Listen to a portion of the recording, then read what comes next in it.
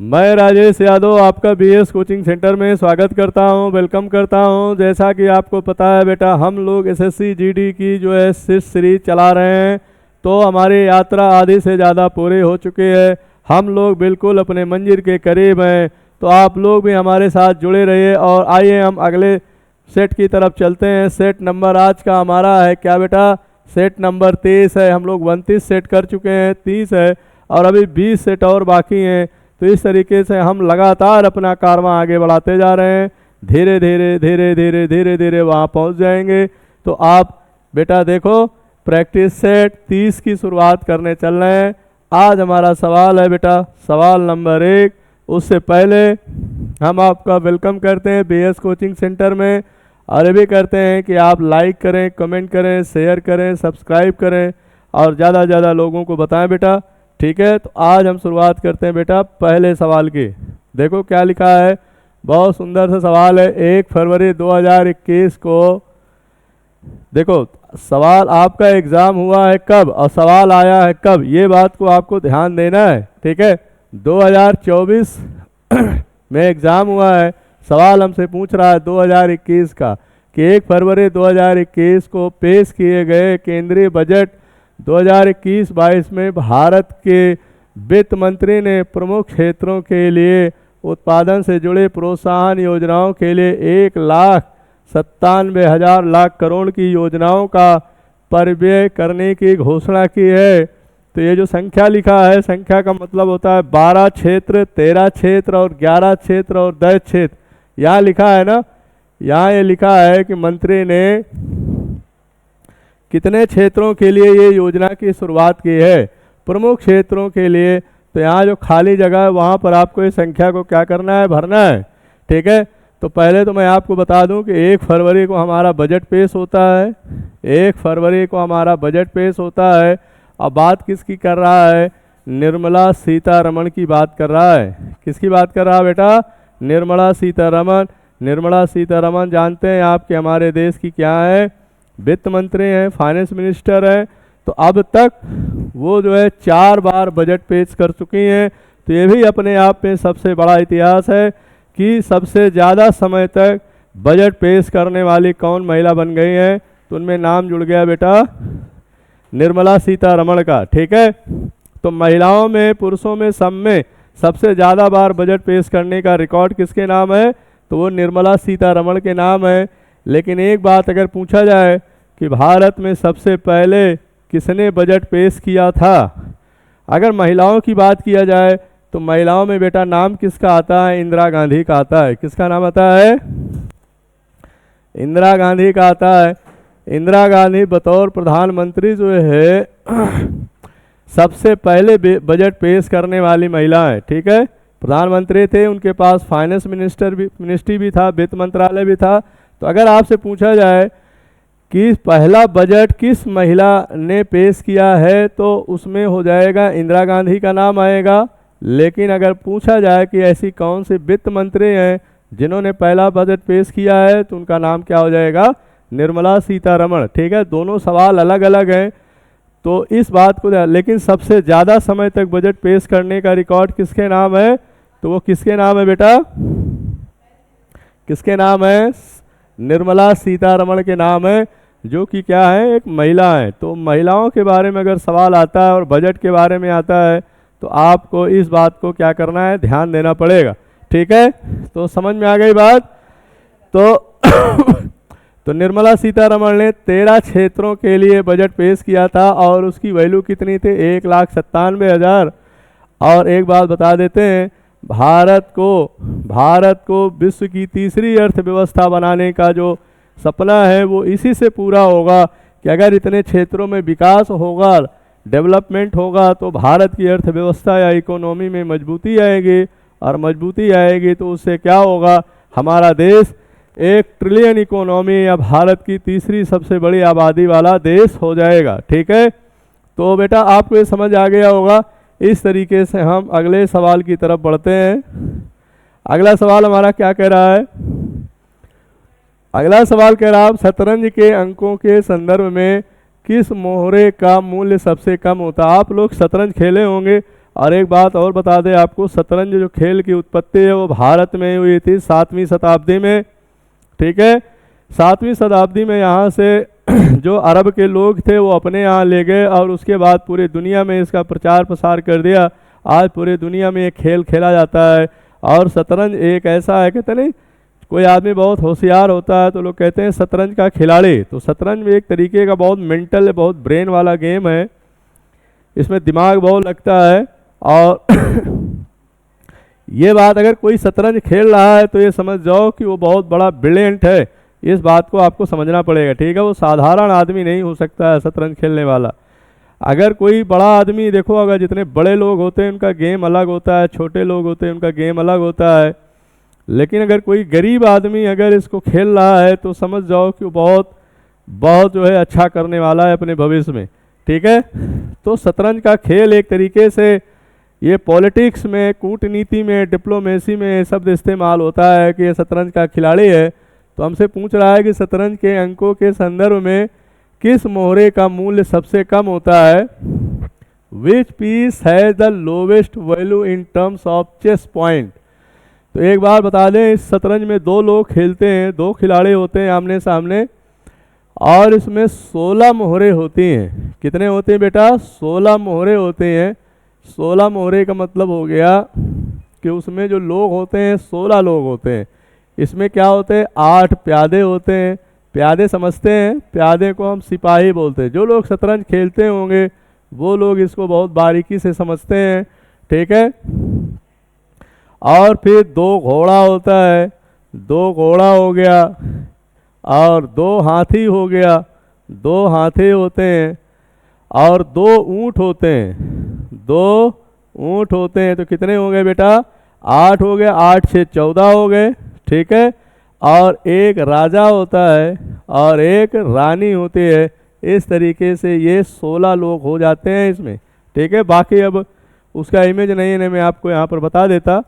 ये समझो आप, तो घोड़ा, हाथी, वजीर और राजा, कह रहा सबसे कम मूल्य किसका होता है? तो सबसे कम मूल्य किसका होता है? राजा का होता है। और सबसे ज़्यादा किसकी वैल्यू होती है? तो सबसे ज़्यादा वैल्यू किसकी होती है? रानी के होते हैं। ठीक है, इस बात को आपको समझना है। चलते हैं हम अगले सवाल की तरफ। तो इस बात को आपको समझ में आ गया। तो पूरे भारत में सबसे पहले 7वीं शताब्दी में इसकी शुरुआत होती है। फिर आज तो पूरे वर्ल्ड में ये गेम खेला जाता है और बहुत सारे लोग इसको एंजॉय करते हैं। तो इस तरीके से हम इसको समझते हैं। आगे अगले सवाल की तरफ। AFC चैलेंज कप का संबंध निम्नलिखित में से किस खेल से है? तो ये बताना है आपको AFC खेल का संबंध किससे है। तो AFC खेल का संबंध बेटा किससे है? फुटबॉल से है। ठीक है, तो 2023 में सऊदी अरब ने कतर को हराकर सऊदी अरब ने कतर को हराकर ये खिताब जीता था। ये बात को आपको ध्यान रखना है, कतर को हराकर ये खेल जो है खिताब जीता था। ठीक है, तो इसका संबंध किसके है? फुटबॉल से है। ठीक है, अब हम बढ़ते हैं बेटा अगले के लिए। अगला क्या है? नंदिनी कृषक समृद्धि योजना। देखो, जो चीज़ आपको थोड़ा सा डिटेल में बताने की ज़रूरत वो आपको यहाँ मिल जाएगा। यहाँ क्या है? Nandini Krishak Samriddhi Yojana 2023 related to which of the following? Nandini Krishak Samriddhi योजना का संबंध 2023 में किससे संबंधित है? गन्ना, चावल, गेहूं और दूध। तो एक बात बता देते हैं, नंदिनी कृषक योजना का संबंध उत्तर प्रदेश से है। किस राज्य से है बेटा? उत्तर प्रदेश से है। उत्तर प्रदेश के मुख्यमंत्री कौन बेटा? योगी आदित्यनाथ। योगी आदित्यनाथ ने इस योजना की शुरुआत किया था और शुरुआत करने के बाद ये बताया था कि दुग्ध के क्षेत्र में, मिल्क के क्षेत्र में मिल्क उत्पादन को बढ़ाने के लिए इस योजना की शुरुआत की थी। तो देखो यहाँ पर क्या लिखा? नंदिनी कृषक समृद्धि योजना है। किसानों की आय बढ़ाने के लिए मिलेगी 25 उन्नत नस्ल देसी गाय। तो मतलब जो देसी गाय है उनकी मतलब उन्नत किया जाएगा। उन्नत का मतलब होता है उनके अंदर वो डेवलपमेंट कराया जाएगा, जिससे उनके गाय का उत्पादन, दूध का उत्पादन बढ़ जाएगा। और दूध के उत्पादन बढ़ने से क्या होगा, जो किसान भाई हैं उनके आय में वृद्धि होगी, खुशहाली आएगी, राज्य प्रगति करेगा, समृद्धशील बनेगा। इस तरीके से सारी चीज़ें इसके लिए की गई हैं। तो इसका संबंध किससे है बेटा, दूध के उत्पादन से है। और इस योजना को नंदिनी योजना का दूसरा नाम है कृषक समृद्धि योजना। क्या बेटा, कृषक समृद्धि योजना नाम है।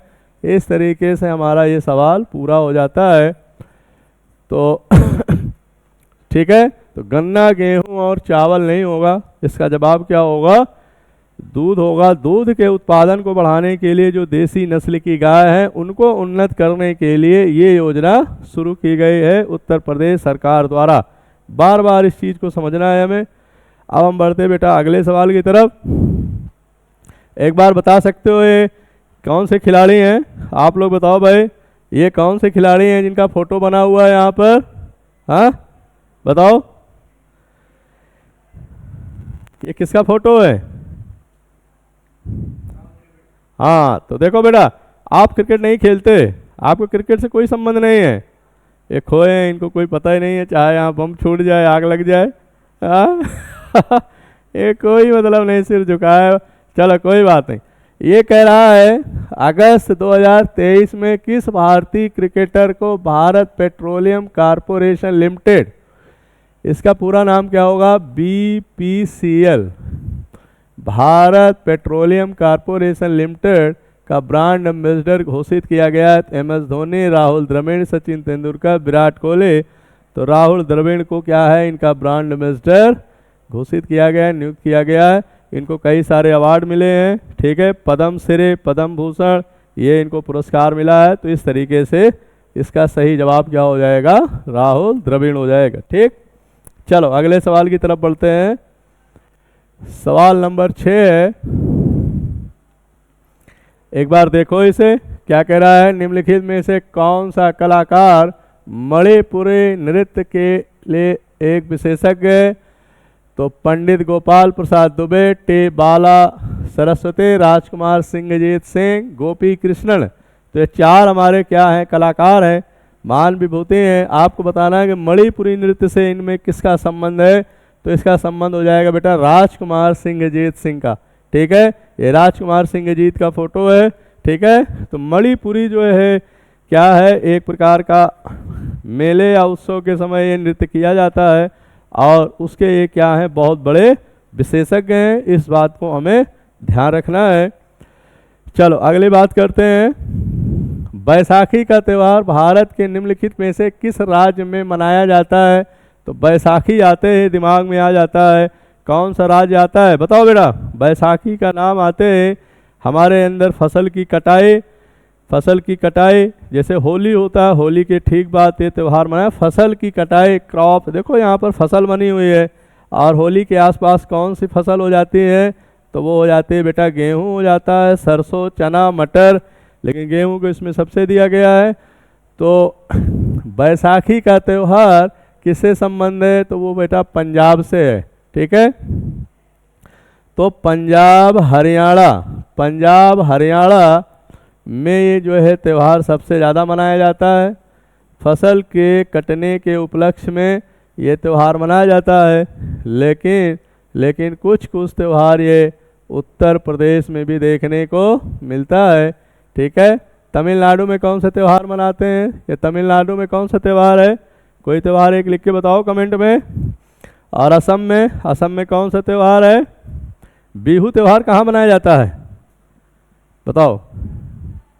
हाँ, बिहू त्यौहार असम में मनाया जाता है, साल में 3 बार मनाया जाता है, अलग अलग सीजन में मनाया जाता है। ठीक है, तो ठीक है, तो इस तरीके से पश्चिम बंगाल में कौन सा त्यौहार फेस्टिवल बहुत होता है, वहाँ पर दुर्गा पूजा को बहुत ज़्यादा महत्व दिया जाता है। तो दुर्गा पूजा हो जाएगा पश्चिम बंगाल, लेकिन इस सवाल का जवाब क्या हो जाएगा, पंजाब हो जाएगा, जहाँ पर बैसाखी का त्यौहार मनाया जाता है। ठीक है, चलो निम्नलिखित में से किसने मोहन वीणा का आविष्कार किया और उसे लोकप्रिय बना। अन्नपूर्णा देवी, पंडित रविशंकर, और पंडित राम नारायण, पंडित विश्व मोहन भट्ट। देखो यहाँ मोहन शब्द आ रहा है और ये मोहन वीणा है, तो इनका नाम से ही पता चल गया ये वीणा है, देख रहे हैं यहाँ पर। तो इस तरीके से इनका नाम इसके साथ जुड़ जाता है। पंडित विश्व मोहन भट्ट ने क्या किया था, इसका आविष्कार किया और आविष्कार करने के बाद इसको लोकप्रिय बनाया। तो इसलिए इसका नाम है मोहन वीणा। इसलिए इसका नाम क्या पड़ गया बेटा, मोहन वीणा नाम पड़ गया है। ठीक है, मोहन वीणा नाम पड़ गया है क्योंकि पंडित विश्व मोहन भट्ट के द्वारा इसका आविष्कार किया गया और इसको पूरे दुनिया में क्या किया गया, इसको लोकप्रिय बनाया गया। तो अगले सवाल की तरफ बढ़ते हैं यहाँ। पूंजीगत व्यय, ये सवाल रिपीटेड है बेटा, एक बात बता देते हैं, चौथी बार ये सवाल आ रहा है, इस बात को ध्यान देना है। तो अगर आप रिपीट करते हो, सारे सेट को बार बार करते हो, तो आपको अपने सेट में एग्ज़ाम में 5 से 10 सवाल ऐसे मिल जाएंगे जो हूबहू वही के वही मिलेंगे। तो इसलिए मैं बार बार कहता हूँ आपसे कि आप इस बात को ध्यान रखें कि सवाल को समझें और उसको याद भी रखें। ये रिपीटेड सवाल है, कम से कम चौथी बार, अभी तक 30 सेट हो रहे हैं हमारे, 30 सेट में ये चौथी बार आपको ये सवाल मिल रहा है कि ये सवाल रिपीटेड है, बिल्कुल कोई चेंजेज नहीं है, कोई बदलाव नहीं है, उसकी भाषा में कोई चेंजेज नहीं है, कोई कुछ नहीं है, बिल्कुल हूबहू वही रख दिया गया है। पूंजीगत व्यय, इसको व्यय बोलते हैं, के परिणाम स्वरूप भौतिक या वित्तीय परिसंपत्तियों का सृजन होता है या वित्तीय देनदारियों में कमी आती है। गैर योजनागत पूंजीगत व्यय में सरकार द्वारा प्रदान की जाने वाली विभिन्न सामान्य सामाजिक और आर्थिक सेवाएं शामिल होती हैं। तो नॉन प्लान एक्सपेंडिचर और capital investment result in creation of physical और फाइनेंशियल एसेट और रिडक्शन इन फाइनेंशियल लायबिलिटीज। तो आपको इसमें बताना है कि इसका सही जवाब क्या होगा। ठीक है, तो इसका सही जवाब हो जाएगा बेटा पहला और दूसरा दोनों हो जाएगा। ठीक, चूँकि इसको बता चुके हैं आप, पीछे वाली वीडियो इसको देखिएगा, आपको वहाँ पर मिल जाएगा। भारत में शासन की विधायी शाखा है, ये कानून बनाने का प्रभारी है। तो बताओ इसमें कानून बनाने का कार्य इसमें किसका है, कानून कौन बना सकता है। इसमें 4 ऑप्शन है हमारे पास। कानून बनाने की ताकत सबसे ज़्यादा किसके पास होती है? हाँ, राष्ट्रपति शासन कैसे बनाएगा, राष्ट्रपति कानून कहाँ बनाते हैं, गृह मंत्री नहीं बनाएगा। सर्वोच्च न्यायालय तो जो कानून है उसके बारे में समीक्षा करेगा, रिव्यू करेगा कि राष्ट्रपति का इतना पाशक्ति नहीं है कि वो ना करे, कुछ मामलों में ही रोक सकता है बिल को, बाकी तो बाध्यकारी नहीं होता है। कुछ ही ऐसे कानून हैं जिस पर बाध्यकारी है कि संसद कानून नहीं बना सकती, बाकी जो है बाध्यकारी नहीं है, अपनी को देना ही पड़ेगा उसे सहमति। तो कानून बनाने की शक्ति किसके पास होती है बेटा? सर्वोच्च शक्ति संसद के पास होती है। ठीक है, सुप्रीम कोर्ट, गृह मंत्री, ये सारे ऑप्शन नहीं होंगे। इनकी अपनी शक्तियाँ हैं, इनकी अपनी है, सबकी अपनी अपनी शक्ति है, पावर है, वीटो है। लेकिन हमसे बात क्या कर रहा है बेटा? कानून बनाने का प्रभारी किसको है? आप संसद में कितनी चीज़ होते हैं ये आप जानते हो। संसद सत्र भी हमारा शुरू हो गया है, लोकसभा होता है, हाँ लोकसभा, राज्यसभा होता है, राज्यसभा, और तीसरा क्या है? राष्ट्रपति है। 3 चीज़ों से मिलकर हमारी संसद बनती है। लेकिन सबसे ताकतवर सभा कौन है? तो वो है बेटा लोकसभा। और लोकसभा का जो हेड है, लोकसभा का जो मुखिया है, वो कौन होता है? सर्वोच्च शक्ति किसके हाथ में होती है? तो वो प्रधानमंत्री के हाथ में होती है। ठीक है, प्रधानमंत्री के पास होती है। प्रधानमंत्री जो है सबसे ताकतवर पद होता है। तो इस तरीके से हम यहाँ पर आ जाते हैं। तो संसद की सर्वोच्च शक्ति होती है क्या करने के लिए? कानून बनाने के लिए। ठीक है, अब हम बात करते हैं आगे। भारत के मौर्य साम्राज्य की स्थापना 322 ईसा पूर्व में हुई थी और इसकी राजधानी पाटलिपुत्र थी, जिसे अब के नाम से जाना जाता है। देखो ये भी रिपीटेड सवाल है कि मौर्य साम्राज्य की स्थापना किसने किया था? चंद्रगुप्त मौर्य ने किया था। एक बात आपको बता दें, चंद्रगुप्त मौर्य ने 322 ईसा पूर्व 322 ईसा पूर्व में मौर्य साम्राज्य की स्थापना किया। किसकी मदद से किया? तो वो हो जाएंगे चाणक्य, जिसका दूसरा नाम क्या है? चाणक्य का? कौटिल्य। इन्होंने एक पुस्तक लिखा है, उस पुस्तक का नाम क्या है? अर्थशास्त्र नाम है। अर्थशास्त्र किससे संबंधित है? तो अर्थशास्त्र बेटा राजनीति से संबंधित है। इस बात को हमें ध्यान रखना है। राजनीति की पुस्तक है ये, अर्थ से कोई इसका मतलब नहीं है। राजनीति या शासन प्रशासन को चलाने की जो जिम्मेदारी है, जो नियम है, कानून है, वो इसमें किया गया है। तो चाणक्य की मदद से चंद्रगुप्त मौर्य ने 322 ईसा पूर्व में क्या किया था? मौर्य वंश की स्थापना की है। चंद्रगुप्त मौर्य के बाद किसका नंबर आता है? बिंदुसार का आता है। बिंदुसार के बाद किसका आता है? अशोक का आता है। अशोक एक महान शासक हैं। सबसे अंतिम शासक कौन आते हैं? तो वो है बेटा बृहद्रथ सबसे अंतिम शासक हैं। चंद्रगुप्त मौर्य क्या है? सबसे पहले शासक है मौर्य वंश के। अशोक क्या है? एक महान शासक है। इस तरीके से हमारा ये सवाल पूरा हो जाता है। लेकिन अब हमसे पूछ क्या रहा है? जब पाटलिपुत्र उनकी राजधानी थी, तो कह रहा आज के समय वो कौन सी जगह के नाम से जाना जाता है? तो पाटलिपुत्र को अब हम क्या कहते हैं? पटना कहते हैं। इस बात का हमारा जवाब हो गया। ठीक है, तो इस तरीके से हमारा ये सवाल पूरा हो जाता है। अब हम बात करते हैं अगले सवाल की तरफ। वर्ष 1951 की जनगणना के अनुसार भारत की कुल ग्रामीण साक्षरता दर कितनी थी? तो 1951 मतलब भारत में आज़ादी के बाद जो पहली जनगणना हुई है वो 1951 में हुई है। इसमें भारत की साक्षरता दर कितनी थी? तो वो थी बेटा 12%। क्या थे? 12% थे। और कब थे ये? 1951 में। अब 1951 से अभी तक की जो जनगणना हुई है वो 2011 हुई है। 2011 की जनगणना कौन सी जनगणना थे? 15वीं जनगणना, 14वीं जनगणना थे। अब जनगणना हमारा साक्षरता दर कितना है? 74.04% है, जिनमें 82% कुछ पुरुष साक्षर हैं और 65% कुछ समथिंग जो है क्या है हमारे 65.46% क्या है? महिला साक्षर हैं।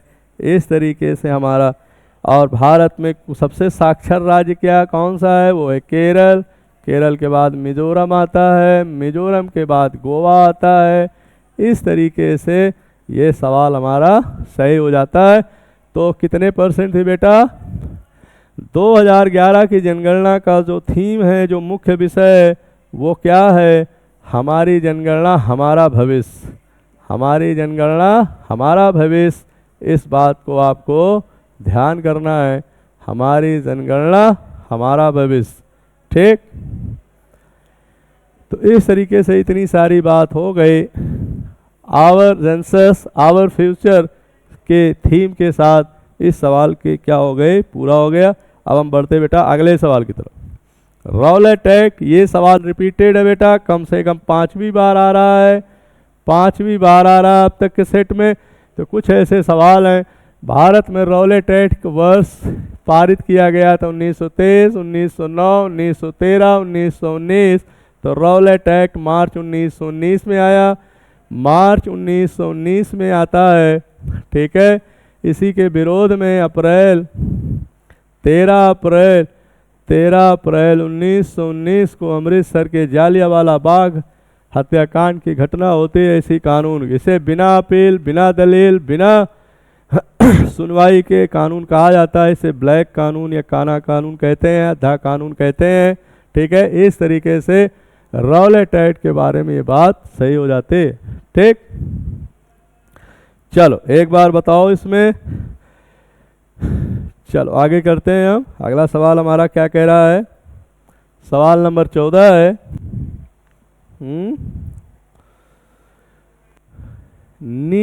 NEI का पूर्ण रूप क्या है? तो इसमें दिया है national export insurance authority, national emergency insurance, तो नेशनल इमरजेंसी नहीं होगा, नेशनल एक्सपर्ट नहीं होगा, नेशनल एक्सपर्ट इंश्योरेंस अकाउंट। तो इस तरीके से हमारा सही जवाब क्या हो जाएगा? ऑप्शन यहाँ नहीं बना है, मैं बना देता हूँ ABCD। तो हमारा सही जवाब क्या हो जाएगा? National insurance, national export insurance account. इसको फिर से चाहो तो लिख लो, नेशनल एक्सपोर्ट इंश्योरेंस अकाउंट। ठीक है, ये क्या है? एक निर्यात एजेंसी है, निर्यात एजेंसी है, निर्यात करने का कार्य करती है। ठीक है, इस ट्रस्ट की स्थापना कब होती है?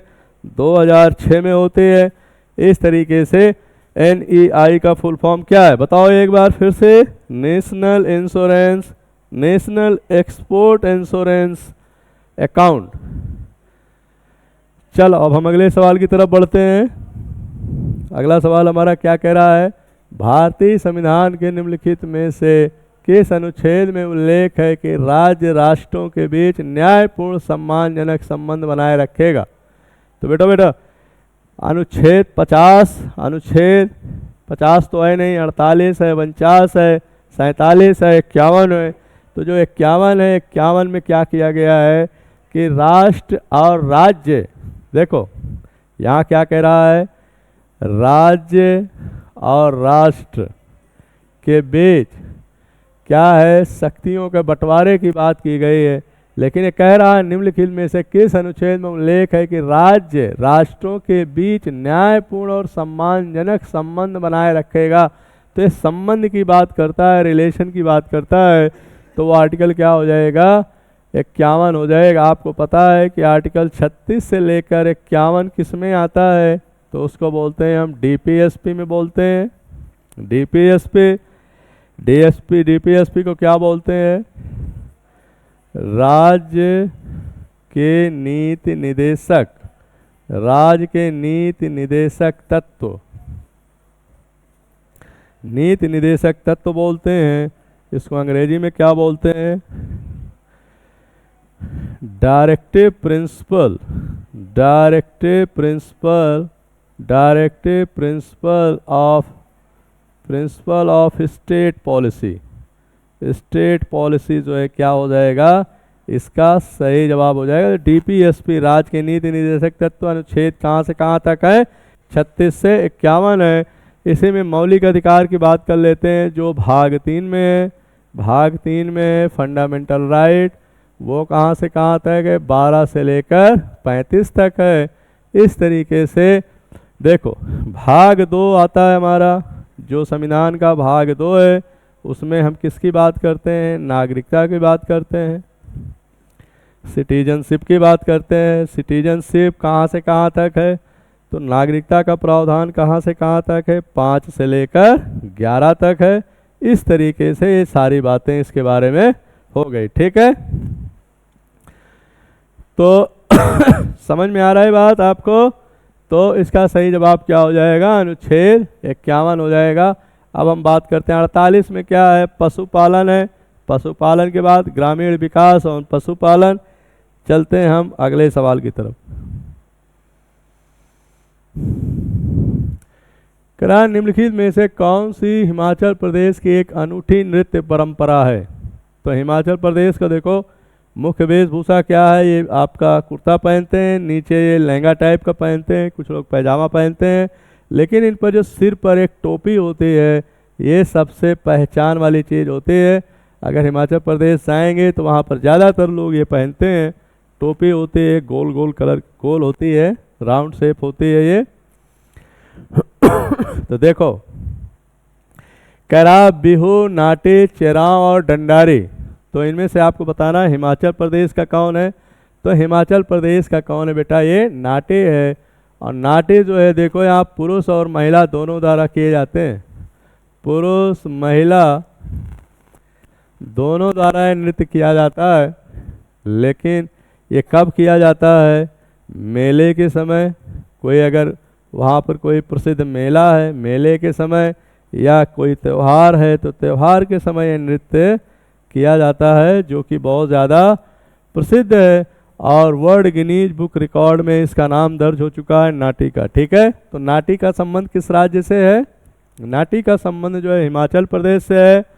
ठीक है, इस बात को समझ में आया सबको? बिहू आप जानते हैं, बिहू असम का है। चलते हैं हम अगले ऑप्शन की तरफ, अगले सवाल की तरफ। कबड्डी, कबड्डी जानते हैं पूरे भारत में खेला जाता है, कबड्डी कबड्डी कबड्डी। ठीक है, ये आप सब लोगों ने किया होगा, खेला भी होगा, कोई ऐसा नहीं है कि जो इसके बारे में ना जानता हो। एक कबड्डी मैच की अवधि कितने मिनट की होती है? ब्रेक टाइम को छोड़कर। ब्रेक मतलब होता है जो उनको अवकाश दिया जाता है कुछ समय आराम करने के लिए, पानी पीने के लिए, या कोई चोटिल हो गया कोई, तो उसका एक टाइमिंग है। वो करा उसको छोड़कर उसका टाइम कितने मिनट का होता है, कितने मिनट कितने घंटे में वो पूरा हो जाता है? तो ऑप्शन में क्या है? 50 मिनट। बताओ भाई, कबड्डी का टाइम क्या है? एक खेल अगर कबड्डी का होता है तो उसमें कितना समय लगता है? हाँ, कभी खेला है आपने कबड्डी? किसी ने? कबड्डी प्लेयर हैं? अरे वाह, क्या बात, कबड्डी प्लेयर हैं तो पक्का एकदम 30 है या 30 है या 40 है? ध्यान से सुनो, जो प्लेयर है। कबड्डी का टाइम जो होता है 40 मिनट का होता है। कितने का होता है?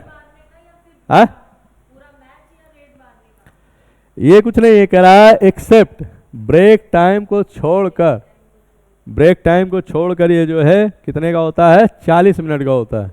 ठीक है, तो 50 मिनट, 30 मिनट, 45, 40 मिनट का होता है। अब बताओ, एक तरफ कितने खिलाड़ी होते हैं? दो लोग होते हैं, 12 होते हैं। नहीं, एक में कितने होते हैं? हाँ, एक टीम में कितने होते हैं? 7 होते हैं, दूसरे टीम में भी 7 होते हैं। हाँ बताइए फिर। खेलने वाले की संख्या पूछ रहा हूँ। हाँ, एक तरफ कितने होते हैं? 7 प्लेयर होते हैं। ठीक है, और कबड्डी कबड्डी कबड्डी बोलते हैं तो सारे लोगों ने, कोई ऐसा नहीं होगा जो कबड्डी नहीं खेला होगा। ठीक है, तो इस तरीके से एक तरफ 7 खिलाड़ी होते हैं, दूसरी तरफ 7 खिलाड़ी, और इनके पारी का ख़त्म होने का समय कितना है? वो 40 मिनट का है। तो इस तरीके से हमारा ये सवाल क्या हो जाता है? 40 मिनट इसका सही जवाब होगा। ठीक है, चलो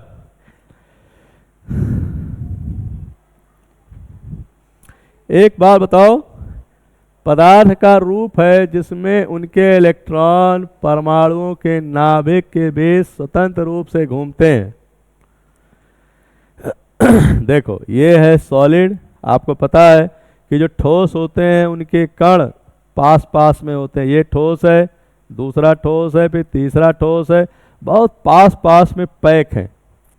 मतलब आप इनके बीच में कोई खाली जगह नहीं देख पाओगे। लेकिन जैसे आप सॉलिड से क्या होगे, लिक्विड की तरफ आओगे, द्रव की तरफ आओगे, तो यहाँ आपको कुछ दूसरा दिखाई पड़ेगा। यही कण क्या है? थोड़ा दूर दूर हो गए बेटा, थोड़ा दूर दूर हो गए, दूरी इनके बीच क्या हो गई? बढ़ गई। और अगर आप गैस में आ जाओगे तो गैस में इनकी बीच की दूरी क्या होते? और ज़्यादा बढ़ जाते हैं। गैस की दूरी क्या होते हैं? और ज़्यादा बढ़ जाते हैं। लेकिन जब आप पदार्थ की चौथी अवस्था में आते हो, प्लाज्मा में, तो ये सब आयंस के रूप में पाए जाते हैं। आयंस का मतलब होता है कि ये सब अलग अलग हो गए। देखो, सबसे ज़्यादा आकर्षण किस में होता है? ठोस में होता है। एक कण दूसरे कण को बहुत मजबूती से खींचे रहता है, लेकिन जैसे भी उसके बीच की दूरी बढ़ जाती है, उनके बीच आकर्षण बल कम हो जाता है। गैस में क्या होता है? उनके बीच की दूरी और कम हो जाती है, थोड़ा और दूर दूर हो जाते हैं।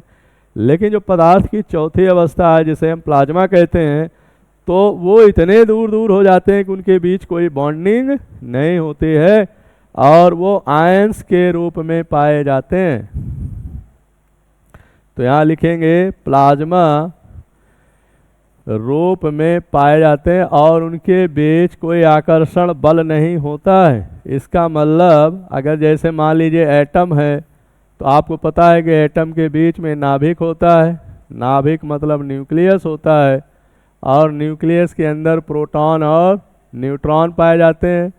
यहाँ प्रोटॉन और न्यूट्रॉन है, प्रोटॉन और न्यूट्रॉन है। बाहर क्या होते हैं, इलेक्ट्रॉन चक्कर लगाते हैं अलग अलग कक्षाओं में, अलग अलग ऑर्बिट में। तो वो एक दूसरे से बंधे रहते हैं, फ्री नहीं रहते, स्वतंत्र नहीं रहते वो। लेकिन हमसे सवाल क्या पूछा है कि ऐसा कौन सा पदार्थ का रूप है जिसमें उनके इलेक्ट्रॉन परमाणुओं के नाभिक के बीच स्वतंत्र रूप से घूमते हैं, जिसका जहाँ मन कहेगा वहीं घूमता रहता है, उस पर कोई आकर्षण बल नहीं होता है। तो वो कौन सा होगा? तो उसका सही जवाब क्या होगा बेटा? प्लाज्मा हो जाएगा। और प्लाज्मा पाया कहाँ जाता है? प्लाज्मा वाले पदार्थ कहाँ पाए जाते हैं? सूर्य में पाए जाते हैं। और कहाँ पाए जाते हैं? तारों में पाए जाते हैं। तो जो बहुत ज़्यादा गर्म चीज़ होती है, very very hot, very very hot को हम क्या बोलते हैं? सुपर हॉट बोलते हैं। सुपर हॉट, अति तप्त। अति तप्त जो वस्तु है वो सूर्य हो सकता है, तारे हो सकते हैं और कोई आकाशीय पिंड हो सकते हैं जो बहुत ज़्यादा गर्म होते हैं। तो उसमें पदार्थ न तो ठोस होता है, न द्रव होता है, न गैस होता है। उसकी एक अलग अवस्था हो जाती है जिसको हम क्या बोलते हैं? प्लाज्मा बोलते हैं। तो पदार्थ की चौथी अवस्था कौन सी है? तो ये है पदार्थ की पहली अवस्था, ये दूसरी अवस्था और ये तीसरी अवस्था और ये है चौथी अवस्था। तो इस बात को आपको नोट करना है। पदार्थ की चौथी अवस्था का नाम क्या है? प्लाज्मा कहते हैं। और ये प्लाज्मा जो पदार्थ है कहाँ पाया जाता है? सूर्य तारों में पाया जाता है, क्योंकि उसका तापमान बहुत ज़्यादा होता है, 5000, 8000, 10000 डिग्री सेल्सियस से ऊपर होता है। तो इस तरीके से इस सवाल का जवाब क्या हो जाएगा हमारा? ऑप्शन बी हो जाएगा, जिसे हम प्लाज्मा कहते हैं। सारी बातें हम लोगों ने यहाँ पर कर लिया, ठीक। अब आखिरी सवाल पे आते हैं। वित्त मंत्री निर्मला सीतारमण अब तक 4 केंद्रीय बजट पेश कर चुकी हैं। वो ये उपलब्धि प्राप्त करने वाले अब तक की महिला बन गए हैं। चलो बताओ भाई, पहली बन गई हैं, चौथी, तीसरी, पहले? हाँ, 4 बार केंद्रीय बजट पेश करने वाली कौन सी महिला बन गई हैं? चौथी महिला। इसके पहले किसने बजट पेश किया है? हाँ, कब किया था?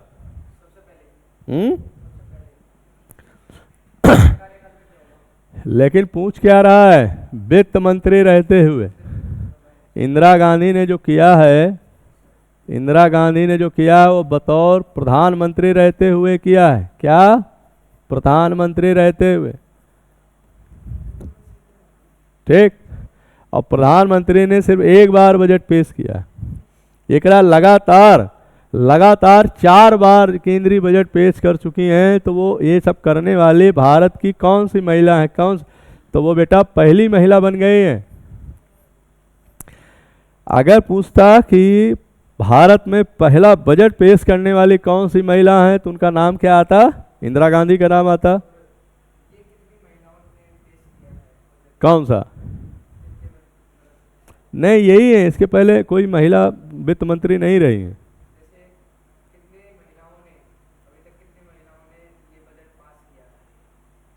केंद्र में तो इनके बाद इन्हीं का नंबर आता है। कोई महिला, हाँ, महिला में कोई नहीं है, बजट में कोई नहीं है, ठीक है। तो इनका रिकॉर्ड जो है सबसे ज़्यादा है। तो इस बात को हमें ध्यान रखना है। अब हम बोलते हैं बेटा आखिरी सवाल पर। ये कह रहा है जब कोई व्यक्ति काम करता हुआ प्रतीत होता है लेकिन उसका काम उत्पादन में योगदान नहीं दे रहा है तो इसे के रूप में जाना जाता है। जैसे तुमने देखा होगा, खेत है, खेत में 5-6 लोग काम कर रहे हैं और जब से लग रहा है कि उस काम में 2 ही लोग की ज़रूरत है, पूरा घर लगा पड़ा है, तो अगर आपको ये लगे कि भाई उसमें 2 आदमी निकाल दिए जाएं तो भी उतना ही काम होगा, तो वो कह रहा है कि उत्पादन पर कोई फर्क ना पड़े। देखो क्या कह रहा है, जब कोई व्यक्ति काम करता हुआ प्रतीत होता है कि काम कर रहा है, आपको प्रतीत होता है कि काम कर रहा है लेकिन उसका काम उत्पादन में योगदान नहीं दे रहा है। जैसे गांव आम देखते हो आप, खेत है, खेत में पानी लगाए हुए हैं, उसमें 10 लोग लगे हुए हैं, जबकि पानी सिंचाई करने के लिए 1-2 आदमी बहुत है।